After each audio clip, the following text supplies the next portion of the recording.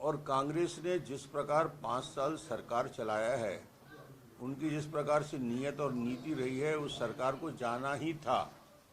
जनता ने पूरे छत्तीसगढ़ में इस सरकार के खिलाफ वोटों के द्वारा अपना आक्रोश को प्रकट किया है, इनके कार्य पद्धति पे आक्रोश प्रकट किया है, इनके तानाशाही, इनके घमंड के प्रति विरोध प्रकट किया है और पूरी तरीके से कांग्रेस को छत्तीसगढ़ में नकार के दिया। मुख्यमंत्री के तौर पर सर आपका नाम कोई सरकार नहीं है, इसलिए कोई आदेश जारी होने का सवाल नहीं पैदा होता। वो सरकार की मंशा के अनुरूप उनको लगता है कि हमें कुछ करके दिखाना चाहिए। सरकार की प्रक्रिया कब तक खत्म होगी? सरकार थी, ये बना नहीं है, मंत्रिमंडल में बैठा हुआ नहीं है और बुलडोजर चल रहा है, गरीबों को लेकर भी है, कहा है इस तरह की बात। जो जिस प्रकार अवैध रूप से छत्तीसगढ़ में, रायपुर में और आसपास जो अवैध कब्जे थे, प्रशासन समझ गया है कि आने वाली सरकार इस प्रकार के अवैध कब्जे और अवैध धंधे को बर्दाश्त नहीं करेगी। इसलिए ये प्रशासन सरकार बदलते ही अपने रवैये में परिवर्तन ला रहा है, ये अच्छी बात है।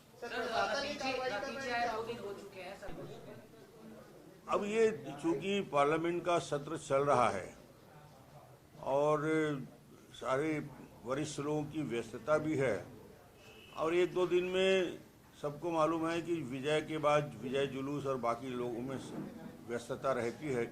मुझे लगता है 2-3 दिन के अंदर पर्यवेक्षक आ जाएंगे और निर्णय हो जाएगा। कांग्रेस को उम्मीद नहीं थी कि ये परिस्थिति बनेगी और इसमें काफ़ी सारी फाइलें जो 3 तारीख के बाद जो साइन की गई है बैक डेट में, वो मैं समझता हूँ कि सरासर गलत है और उचित नहीं है। उसकी एक बार जो भी मुख्यमंत्री बनेगा छत्तीसगढ़ में उसकी विवेचना तो करेगा, मगर मुझे लगता है कि ये ऐसा समय है कि जब तक सरकार का गठन न हो जाए कोई नए निर्णय लिए नहीं जा सकते, कोई नए आदेश जारी हो नहीं सकते।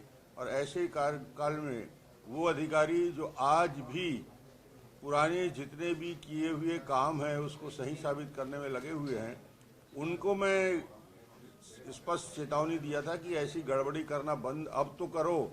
अब तो सरकार बदल गई है, कम से कम छत्तीसगढ़ के हित में काम करना पड़ेगा। इस बात को लेकर भी हो रही है जो महादेव एक का मामला था उसकी जांच उनके ओएसडी तक पहुंची थी। क्या जो पूरा सीएमओ के जो अधिकारी हैं, ये सारे अधिकारी जांच के दायरे में आ सकते हैं? क्या उन पर किसी तरह की कोई कार्रवाई हो जाएगी? पूरा का पूरा सीएमओ का जो कार्यालय था वो संदेह के घेरे में था। जो चार्जशीट फाइल थी ईडी की, उसमें तमाम अधिकारियों का बाकायदा जिक्र था कि किस तरह से पैसे ऊपर तक पहुंचे। देखिए, महादेव एक बड़ा स्पष्ट मामला है। ईडी ने सारे मामले को देखा है, जांच किया है और पूरे प्रमाण सहित प्रस्तुत किया है।